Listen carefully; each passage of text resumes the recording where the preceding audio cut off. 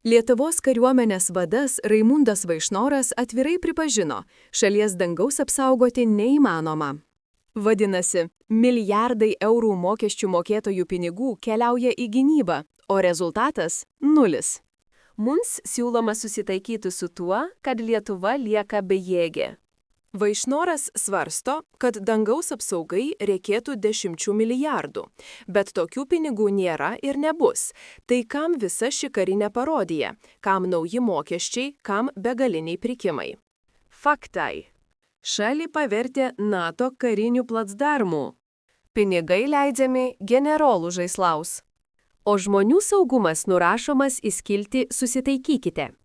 Pasirodo, generolas tiesiai sako, mes jūsų apginti negalime, bet mokėti už tai privalote būtent jūs.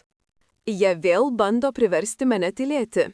Įrašai blokuojami, bet tiesos neuždusinsi. Viskas, kas aštriausia, uždrausta ir atvira. Tik čia.